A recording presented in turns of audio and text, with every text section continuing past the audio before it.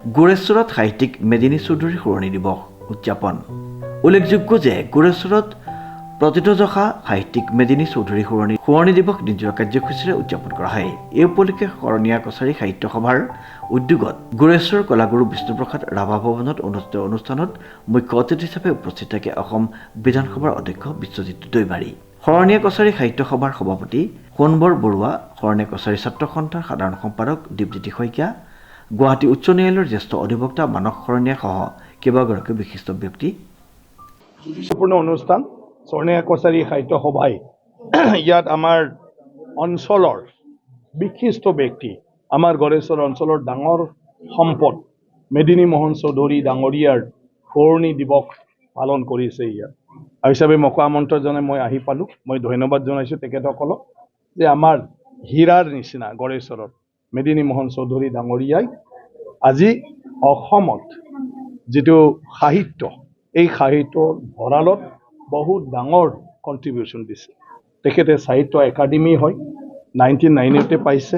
ইয়াৰ আগতে অন্যান্য পুৰস্কাৰো তেখেতে পাইছে আৰু যুৱ সময়ৰ পৰাই তেখেতে সাংবাদিকতা কৰাৰ পৰা আৰম্ভ কৰি তেওঁ সাহিত্য চৰ্চা, লগতে এজন প্ৰশাসনিক বিষয়া হোৱা স্বত্বেও তেখেতে সদায় সাহিত্য চৰ্চাত নিজক ব্ৰতী কৰি ৰাখিছে। আৰু এই সময়ত সাহিত্যিক ইমান সাহিত্য সৃষ্টি কৰা সাহিত্য একাডেমি কৰা সেইটো ইমান সহজ নহয়।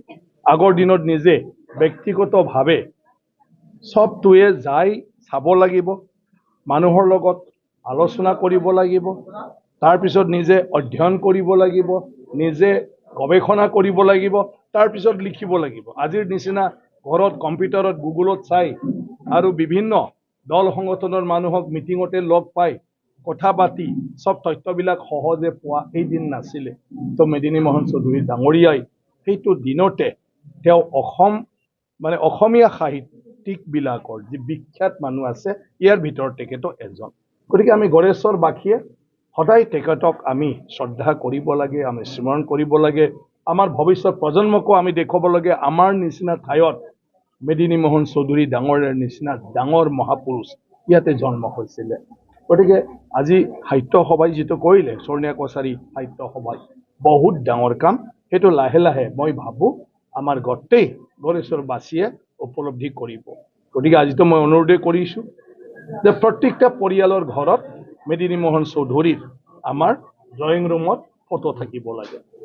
আমিতো একো দিব নোৱাৰিলোঁ তেখেতক, কিন্তু তেখেতে আমাক পৰিচয় দি গ'ল। আমি যদি ক'ৰবাত যাওঁ, আমি মেদিনী মোহন চৌধুৰী ডাঙৰীয়া যে আমাৰ জাগাৰে আছিলে গড়েশ্বৰত, মই তাৰে হওঁ বুলি ক'লে চবেই আমাক লগে লগে সন্মান জনায়। হয় নেকি আপোনালোকে মেদিনী মোহন চৌধুৰী ডাঙৰীয়াৰ জাগাৰ নেকি? এনেকুৱা ধৰণৰ আমাক মানুহে গুৰুত্ব দিয়ে, ৰেছপন্স দিয়ে। সেই মানুহৰ দ্বাৰাই আমি আজি নিজকে বিভিন্ন জাগাত সহজভাৱে পৰিচয় দাঙি ধৰিব পাৰিছোঁ। গতিকে তেখেতক আমি সদায় শ্ৰদ্ধা কৰিব লাগিব। আৰু আজি মই তেখেতৰ এই বিশেষ দিনটোত শ্ৰদ্ধাঞ্জলি জ্ঞাপন কৰিছোঁ আপোনালোকৰ। অনুষ্ঠানত উপস্থিত থাকি অধ্যক্ষ বিশ্বজিৎ দৈমাৰীয়ে জানিবলৈ দিয়ে যে গোৰেশ্বৰ অঞ্চলৰ ডাঙৰ সম্পদ আছিল সুসাহিত্যিক প্ৰয়াত মেদিনী চৌধুৰী। মেদিনী চৌধুৰীৰ সোঁৱৰণি দিৱস উদযাপন কৰাৰ বাবে শৰণীয়া কছাৰী সাহিত্য সভাক ধন্যবাদ জনাইছে। গোৰেশ্বৰৰ বাবে মেদিনী চৌধুৰী আছিল হীৰাৰ দৰে।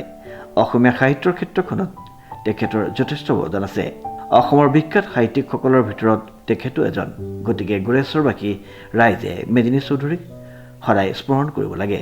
অনুষ্ঠানত সাহিত্যিক কামেশ্বৰ হাজৰিকাক মেদিনী চৌধুৰী সাহিত্য বঁটা আৰু চন্দা চৌধুৰী তথা কনক ডেকাক সাহিত্য সন্মান প্ৰদান কৰাৰ লগতে ৰামেশ্বৰ ডেকাক শৰণীয়া কছাৰী সকলৰ কৃষ্টি সংস্কৃতি আৰু পৰম্পৰাৰ চমু আভাস শীৰ্ষক এখনি গ্ৰন্থ উন্মোচন কৰা হয়। মেদিনী মোহন চৌধুৰী আমাৰ গোৰেশ্বৰৰ এজন খুব স্বনামধন্য ব্যক্তি। তেওঁ ইয়াতে জন্মগ্ৰহণ কৰিছিল স্বাধীনতাৰ আগত। তেতিয়া গোৰেশ্বৰ কোনো ধৰণৰ অনুষ্ঠান প্ৰতিষ্ঠান নাছিল, এখন সাধাৰণ LP স্কুল আৰু ME স্কুলৰ বাহিৰে।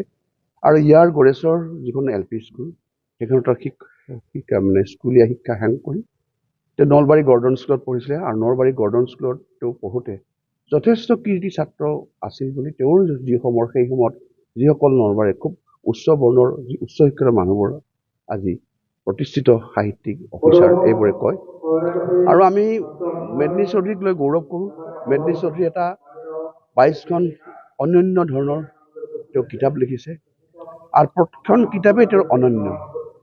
তেওঁ বৰাক ব্ৰহ্মপুত্ৰ আজান অৰ্থাৎ ইয়াৰ সমন্বয়ৰ এটাত লিখিছে, বন্দুকা বেহাৰ মাধৱদেৱৰ ওপৰত লিখিছে, অন্যান্য প্ৰান্তৰ হিষ্ট্ৰী এন্থ্ৰপলজি বা বিভিন্ন ধৰণৰ কথা তাত লুকাই আছে। বিষ্ণুৰাভাৰ ওপৰত ফেৰেংগা দাখন লিখিছে, কাৰণ বিষ্ণুৰাভাই যেতিয়া সৈনিক শিল্পী আছিল তেতিয়া গড়েশ্বৰ বহু ঠাইত তেওঁ ইয়াত আশ্ৰয় লৈছিল, যেতিয়া তেওঁক চৰকাৰে বিচাৰি ফুৰিছিল কমিউনিষ্ট হিচাপে। আৰু সেই সময়ত মেনি চৌধুৰীৰ বিষ্ণুৰাভাৰ লগত চিনাকি আগৰ পৰাই আছিল, কিন্তু ইয়াত আশ্ৰয় লোৱাৰ কাৰণে যথেষ্টখিনি তেওঁলোকে ইজনৰ সিজনৰ সংস্পৰ্শত আহিছিল। আৰু সেইকাৰণে তেওঁৰ যিখন ফেৰেংগা দাও অৰ্থাৎ ফেহুজালি ৰাতিপুৱাৰ যি প্ৰথম চাতকী চৰাইয়ে মাতে, বিষ্ণুৰাভাক তেনেকুৱা বুলি কৈছে। সি এটা নৱপ্ৰজন্মৰ নৱজাগৰণৰ প্ৰতীক সেই সময়ত। আৰু তেওঁ কৃষক মুক্তিৰ বাবে যেনেকুৱা সংগ্ৰাম কৰিছিল, আৰু সেই সংগ্ৰাম যদিও কায়িক দিশত বিফল হৈছে, কিন্তু আজিও সেই কৃষকৰ যি তেওঁলোকে সেইবোৰ উঠাইছিল বিষ্ণুৰাভাই, কিন্তু সেইবোৰে আজিও সমাজত চলি আছে বা বহুত মানুহে কৃষিভূমি পাব, মাটিৰ পট্টা পাবলৈ সক্ষম হৈছে, তেওঁলোকৰ নামত দিয়া হৈছে। আৰু যিসকলক কৃষিভূমিৰ পৰা সেই সময়ত মানুহ উচ্ছেদ কৰা হৈছিল, সেইবোৰ যথেষ্টভাৱে কমিছে।